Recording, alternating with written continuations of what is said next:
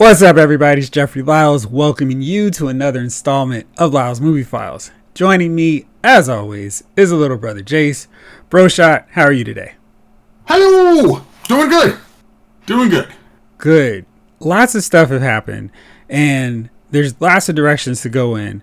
I want to talk mostly about Marvel Studios today because, as always, there's a lot to talk about with them. But before I get into that, there have been lots of discussion about Obi-Wan Kenobi, and I'm almost about to get to the point where I need to shut the internet off in terms of Obi-Wan. So everyone doesn't spoil everything. It's just wild. Like, people are like, I can't wait to spoil this. Let me spoil it. It's kind of absurd.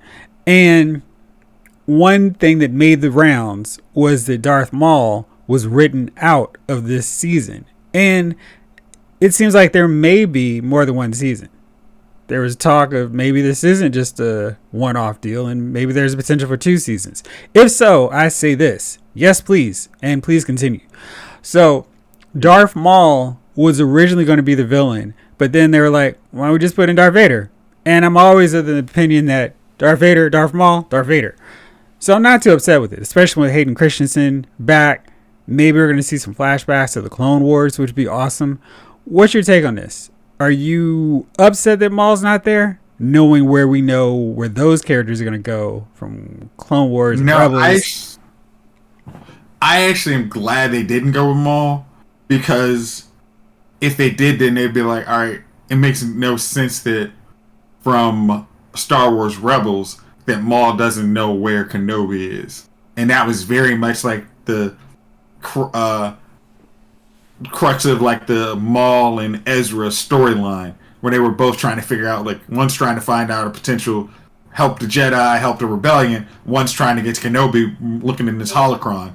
So I like that storyline, so I would rather have nothing touching that at all, and Maul shouldn't see Obi-Wan for the next basic 10 to 15 years at all. At most. I don't want them to have any conversation. I want to hear maybe Maul's trying to figure out where he is, like he's using his Black Sun resources and maybe kind of rapping like stuff like with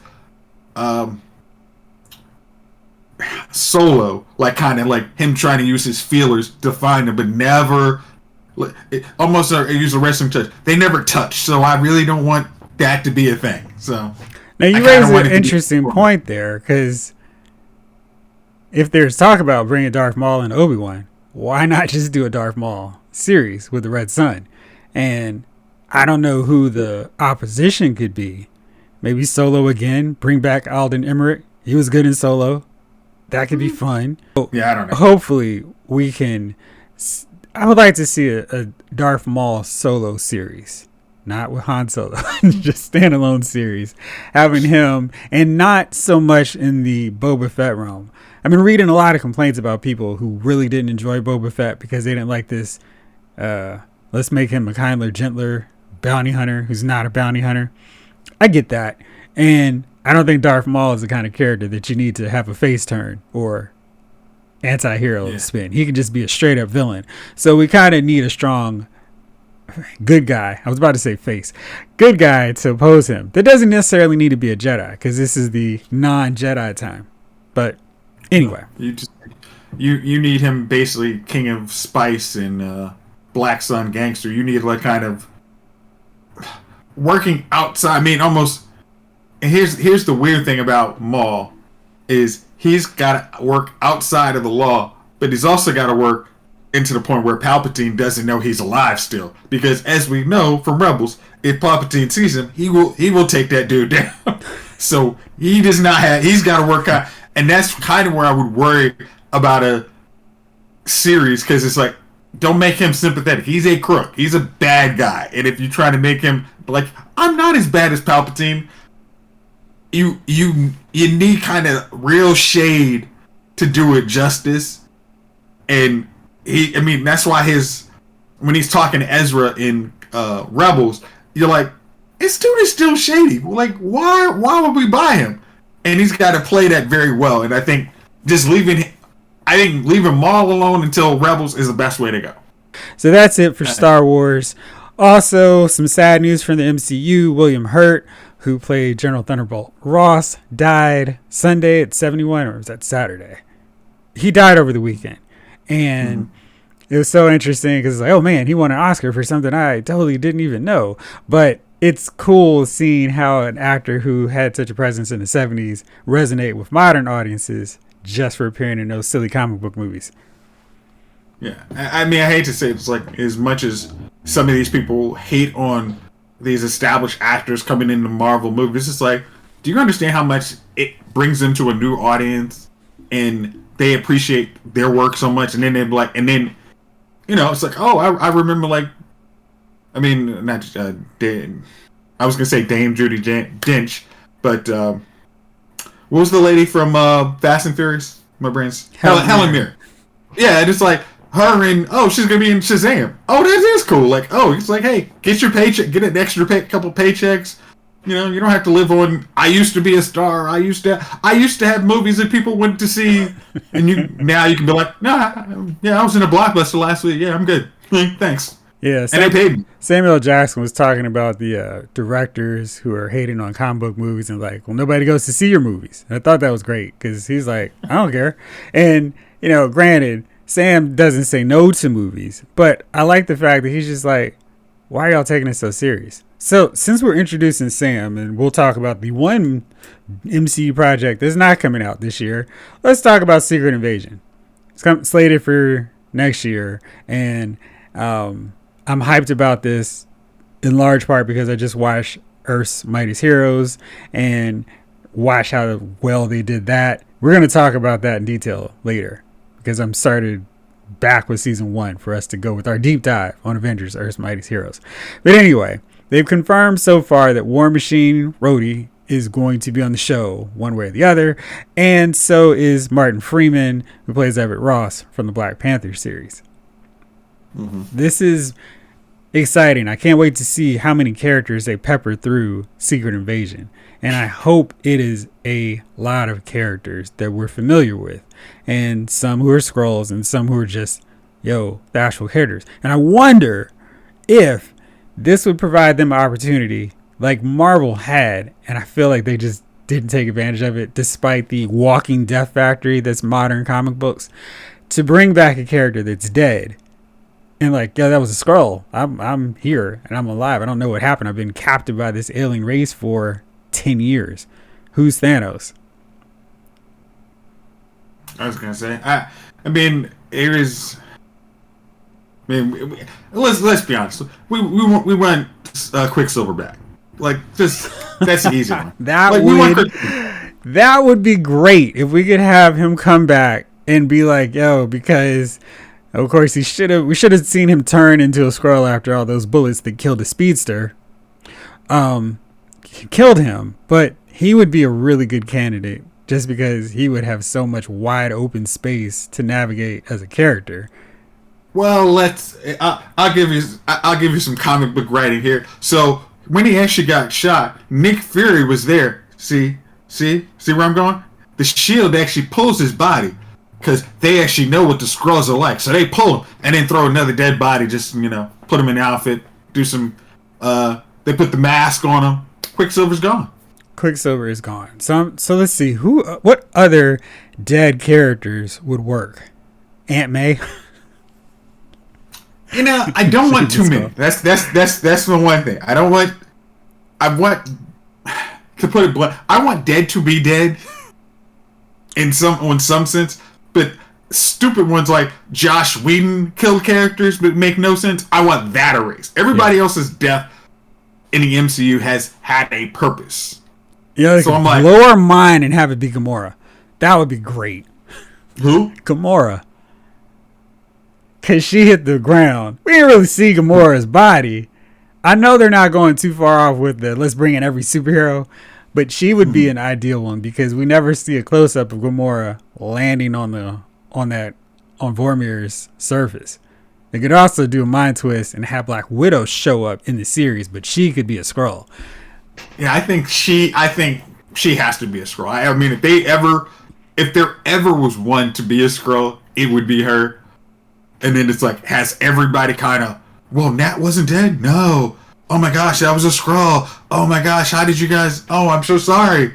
And then it is a Skrull. Like, that's the mind F. It's like, oh gosh, it was a Skrull, and everybody was so happy to have Nat back.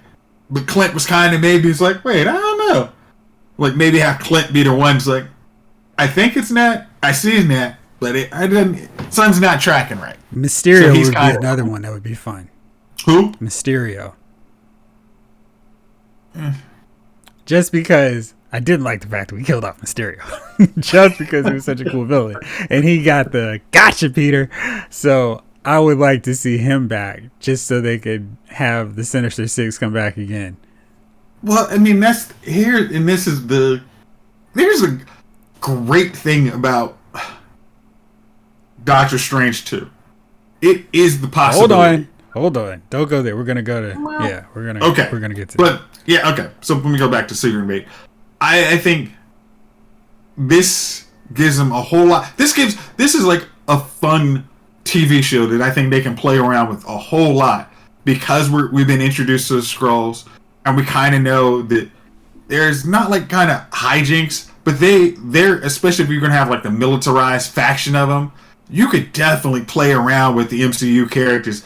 And like the side characters that you're like, oh well, that was was like all the guys who were part of Hydra was Hydra. The guys who were in Shield that were Hydra, were they all Shield? I mean, were they all Skrulls? You can play around like that, and like Mark Grillo, he's Frank one of the guys like, hey, Frank Grillo is like, hey, remember how we said we were gonna have you in for 9 movies, but we have you in here for a series, so would you be interested? And I'm like, I mean, that might be one, because I know he was like kind of, and this he was like kind of, oh, I'm not even coming back for Endgame, man, I'm done with these dudes. And then it's like, but we're still honoring, come on, like, you like money, come on, you know you want back in. So he would be somebody, like some of those guys, I would like seeing those guys back. Maybe Robert Redford. Since you're going Hydra. Huh? I said maybe Robert Redford since you're going Hydra. It's like, I mean that, but see, like, okay, like I know you kind of gone down a rabbit hole. Big time. Earth's Mightiest Defender, but he would be Earth's somebody Mightiest cool. Heroes. Earth's Mightiest, but that would be like kind of how they had one of the Shield top people.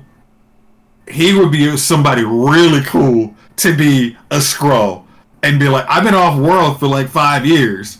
Like, I don't know what the heck you're talking about. I've never been part of a secret organization. Like, I'm red, white, and blue all through and through. And it's like, Hydra was basically trying to use, Skrulls were trying to use Hydra to do some other things. It's like, oh, that would be cool. Yeah. Baron von Strucker. I don't know. There's lots of... He's another Whedon death that was stupid. Baron Strucker's also one I also was like, man, how many of these deaths came under Joss Whedon? I'm like, really?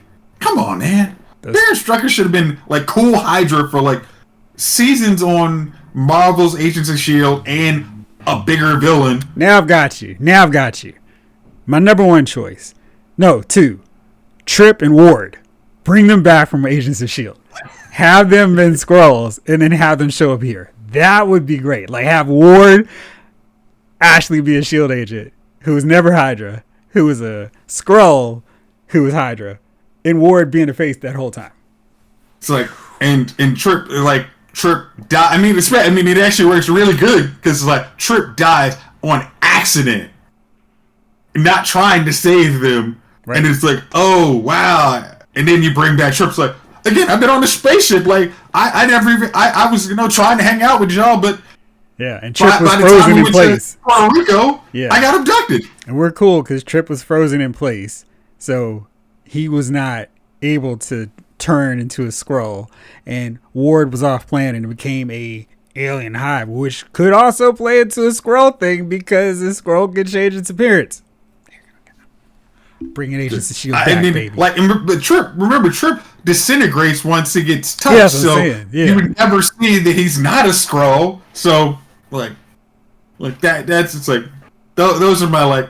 If you want to bring some of those people back who are dead, killed unnecessarily, I mean, we were emotional, but having Trip back, that would be cool. War would be just that complete mind screw job, because it's like, that dude was the shadiest dude ever. He was. And then he's not the shadiest dude when he's in Hydra world. Wait, he was never in Hydra. What the heck? Wait, do you mean was the guy who was actually abducted? Working with what's my man? Bill Paxton. Garrett was he the one who was or was why he was actually training to be Hydra? Was that the guy who was kidnapped? We don't know. Maybe he was working undercover for S.H.I.E.L.D., trying to infiltrate with Garrett, and then before that got any further, the Skrulls got him.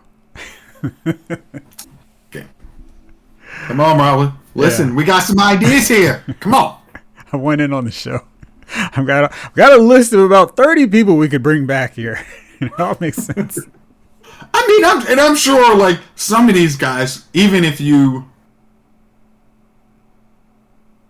just create the storyline of these guys were the people that were killed were Skrull, and then they end up being Skrull later on, it still will make it a cool show to me. Because, I mean, like, Nick Fury has to believe, like, I've been hanging out with Skrulls for X amount of years, and maybe I know the tales, but I don't know, because some of the people I actually thought weren't Skrulls were Skrull, and I don't know any of this stuff. Like, they could have been off-world, captured by a militarized Skrull faction that wants to take on the Kree. We don't. I mean, it actually could play really fun, and they could do some really fun stuff. And because it's not a movie where they're necessarily bringing in all the Avengers, they could really use this as a platform to put S.H.I.E.L.D. back into the MCU proper. So maybe we could have Quake, the Cavalry back, and just showing up as their own regular characters. And it's like, okay, are they helping Nick? Are they Skrulls? What's the deal?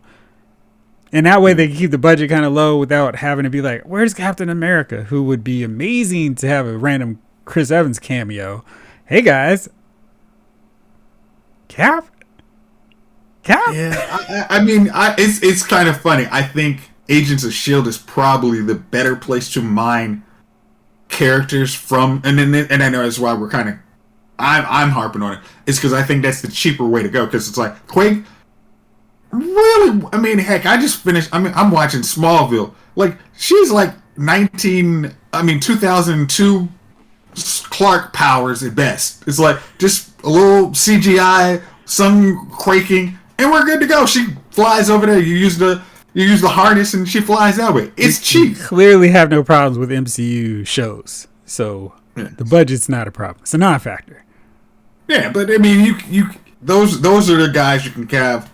There's enough storyline and actually gets people back interested in S.H.I.E.L.D.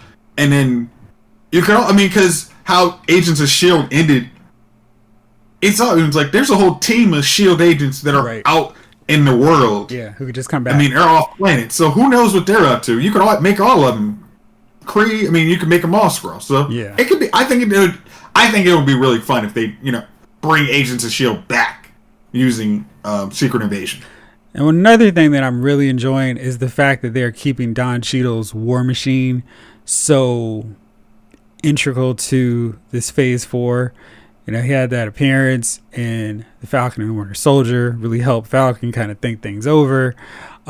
He's going to be in this. He's going to be in Armor Wars, his own series. And I just like the fact that War Machine is not, okay, well, Iron Man's not here anymore. You don't mean as much. Like, they're raising his profile in the MCU. Mm-hmm. And I'm kind of getting to the point where I'm like, okay, I'm ready for another team movie now. Let's bring him out. If it's not the Avengers, then somebody, because I would like to see a team. Thank you. Before Fantastic Four, around the time it's Fantastic Four. This is one of the few times I'm enjoying utilizing that whole patience thing. I know it's a foreign concept to you. I know, Boo-hiss. But it's actually fun waiting. It's like, all right, you guys are building a whole. I mean, it's like your older characters, instead of having, they aged out gracefully, but you're gonna have this whole second. I mean, I know it's Phase 4, but it's like there's gonna be a whole world open up where the older heroes are like, hey, we have retired or we have given all we can, but these other guys can step up, and I think that's what's going to make MCU in 2026 or 2025 I actually really like destination. Like, oh my gosh, these are great movies that are going to be coming out, and all of these TV shows, you're going to have the Marvels coming out. I mean, like, when they're out there, you're going to see all of that coming together, and I think it's going to be really, really cool. Yeah. All right, so let's go here.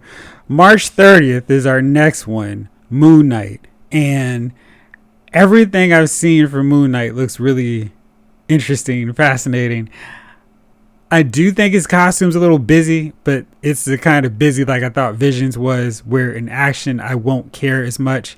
But it's a lot going on with Moon Knight's default superhero outfit. How excited are you for Moon Knight?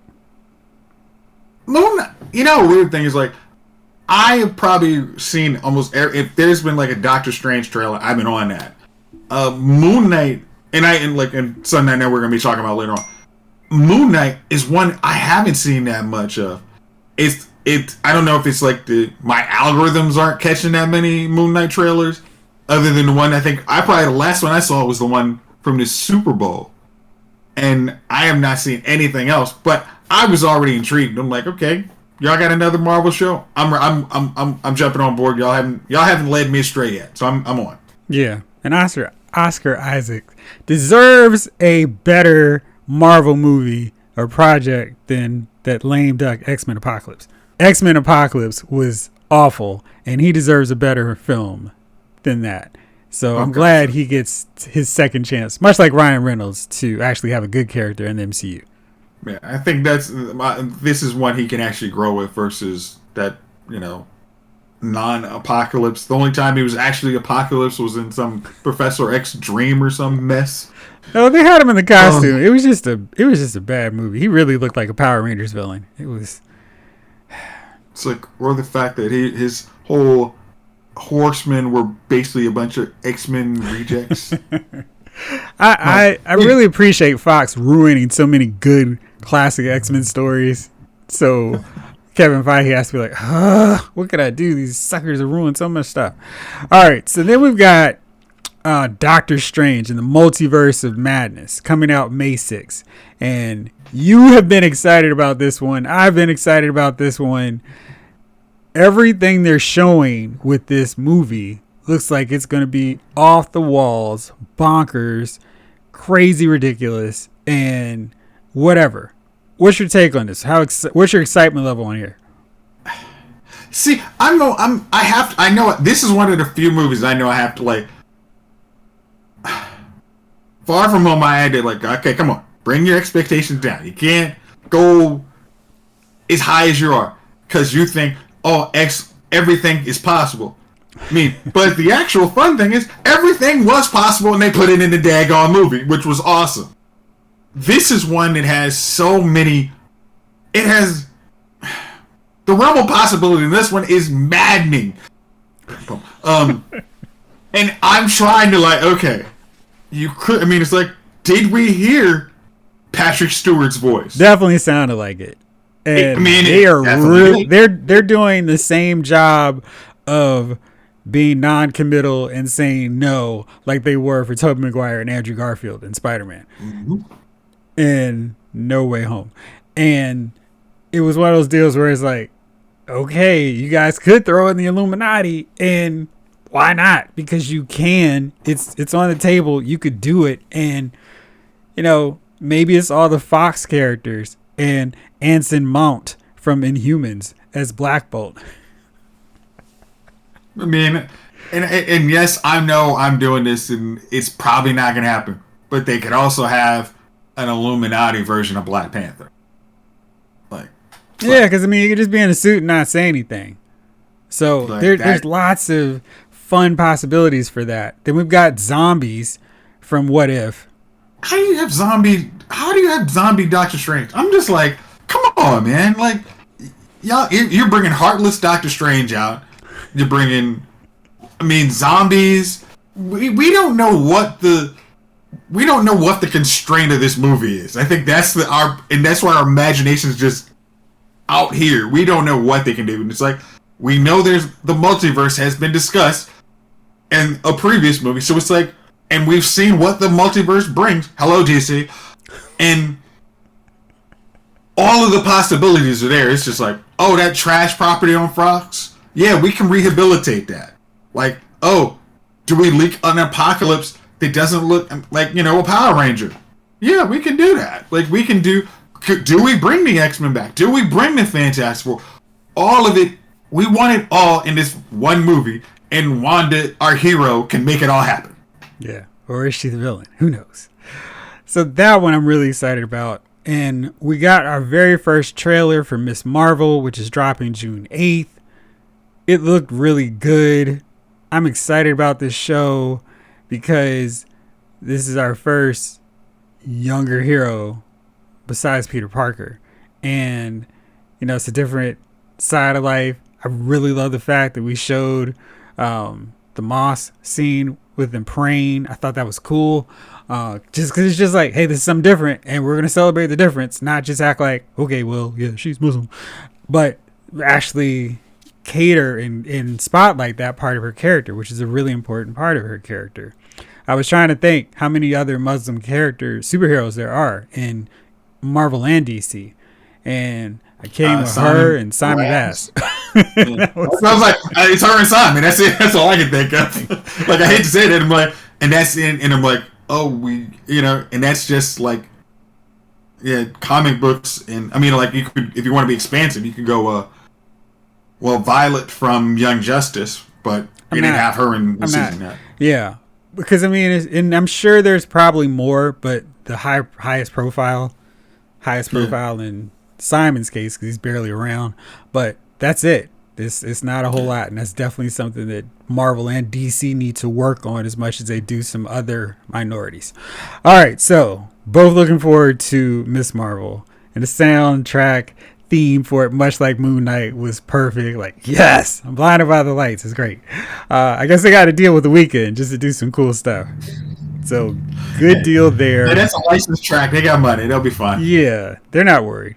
And finally, no, I guess not finally, we've got Thor, Love and Thunder. That's coming up. And then we got Black Panther, Wakanda Forever. I'm definitely excited about Love and Thunder. I don't really need to know a lot of details about that. I am not as overly anxious and excited and hyped for Black Panther as I feel like I should be. And maybe when I start seeing trailers, I'll be excited and hyped up. But right now I'm kind of like, this is like watching the Captain America movie and Chris Evans is dead. And I can't get hyped up about it seeing Bucky running around or Captain Carter running around as the new hero, because it's like, well, I want to see Captain America. Yeah, I mean, I know this might sound, hateful, but it's like, I mean, this is how I'm feeling. I don't know if I'm going to be excited to see Black Panther, Wakanda World.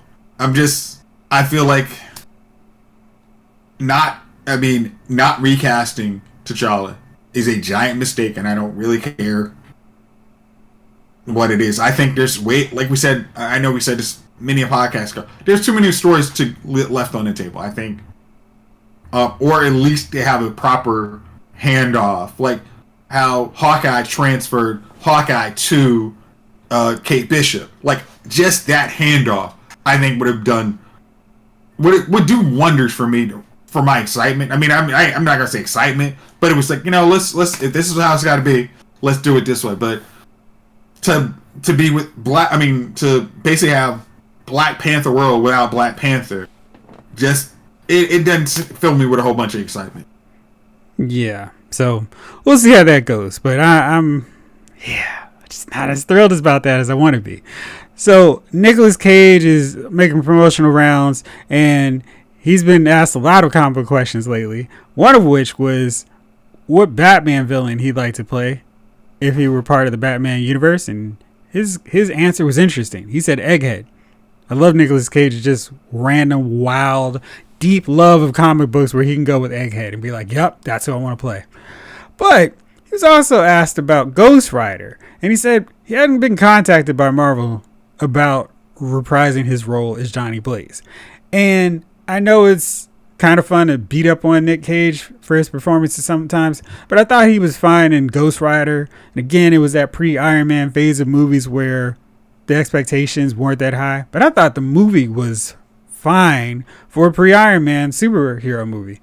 And I think he'd do, I mean, because Nicolas Cage can go off. And he has the motorcycle credibility. You know, he looks like a dude who would ride a motorcycle, devil may care attitude, pun intended, and just whatever. And I mean, Ghost Rider is basically special effects. And Nick Cage has an energy that's wild and crazy that with a great script would be just fine. I still haven't watched the sequel because people told me it sucked. So, what about you? I don't know if I watched the sequel either, but I enjoyed Ghost Rider. I mean, I when it was on Netflix, I watched it and was like, it wasn't like, oh, this is okay, you know, putting the caveat. I'm like, yo, this is like, to me, like a Blade movie. It's like, yo, this is pre Iron Man, but it's still cool. It still holds up for what they're trying to do in that movie. It's like, hey, now, am I going to talk about Legion? Legion was a little. Well, Legion could have been a little better. Villains are always real dicey in that pre-Iron Man phase. That was the Doctor Dooms, and you know they couldn't figure out how to balance screen time between the good guy introduction and the bad guy that we can make something.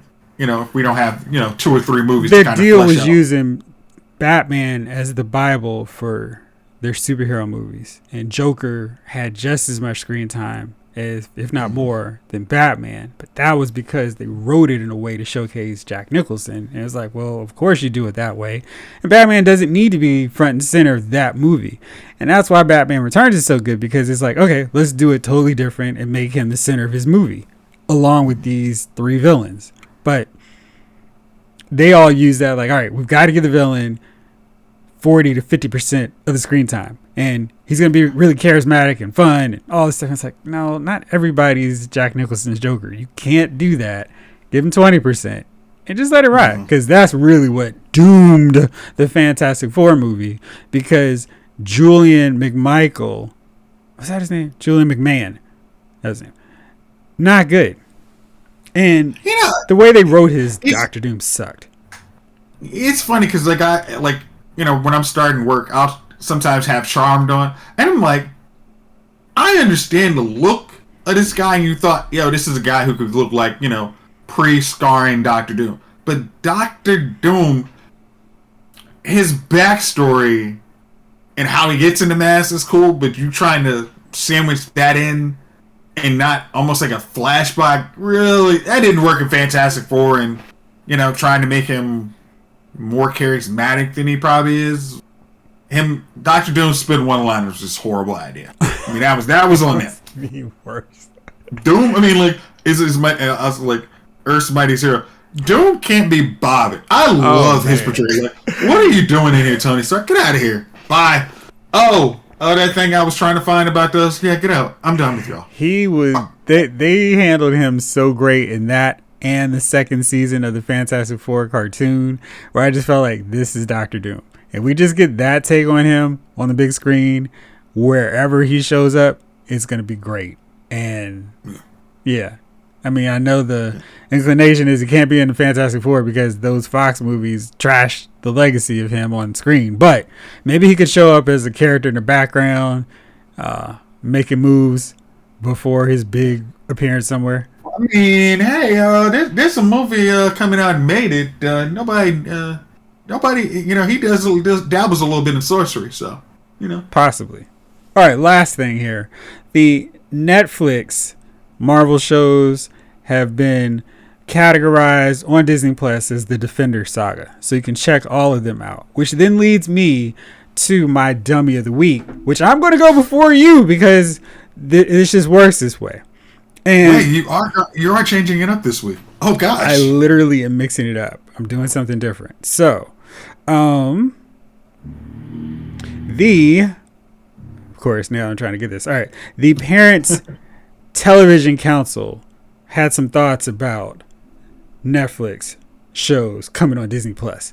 President Tim Winter released the following statement, praising Disney Plus for implementing stricter parental controls, but accusing the streamer of destroying their brand by showcasing the TVMA rated shows. For more than 98 years, so they were just too shy of a century, the Walt Disney Company has been synonymous with the words family friendly, and I can think of no other corporation in American history that's been built more squarely on the backs and on the wallets of parents and families. The company's eponymous platforms, Disney Plus, logically marketed itself as a family-friendly streaming service where Anakin was not killing younglings. Right, sorry, that added that part. And parents have placed their trust in Disney to deliver just that. It seems wildly off-brand for Disney Plus to add TV, MA, and R-rated programming to this platform, ostensibly to increase subscription revenue. I'm going to pause for a moment. Did you know anyone who was like, I didn't care about Disney Plus, but now that they have Jessica Jones, Iron Fist, and Luke Cage, I am buying this joint? Nobody. Okay. So what comes next? Oh my gosh, this is even better. I don't even think I need to go any further. I think with this one, it'll wrap it up. So what comes next? Adding live striptease performances in Fantasyland at Disney World? If so, I think more fathers will be more engaged at Disney World. That's just my thought. You want to go back to Fantasyland, kids? I was going to say, makes those waiting in line a whole lot easier. Hey, it'll take you 2 hours to get to Space Mountain from here. No problem. No problem. Hey, Bambi. I guess Bambi would be Multi and Tinkerbell. They would serve different purposes in this context. Okay, cool. All right, so that's my dummy of the week. I'm going to co-sign on that because it's just like, let's say this. Disney has always had properties that are MA. They just don't claim it as Disney. And it's like, it's a streaming service that still, well, even if they had siloed it to Hulu, it's still a Disney property. Like, what are you trying to act like there's an actual meaningful difference. It's like, hey, parents, most of you should figure out how to use your TV and put on those parental controls that you magically have been complaining about for the last 40 years, but never figure out how to actually implement them on your TV. And it's usually just one freaking button. I feel like writing that letter took less time than it would have to watch the YouTube video to figure out the parental controls for Disney Plus. That's just my thought. YouTube? How do I get to the YouTube? What's the YouTube? Is it on the line? On the internets.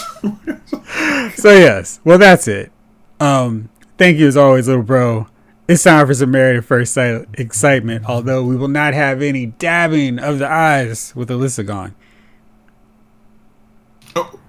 I'm a good person. Wait, did I get a tear? No, I couldn't come up with one. I'm a good person. All right, well, thank you so much as always. Thank you all out there for watching. This episode allows movie files has been filed.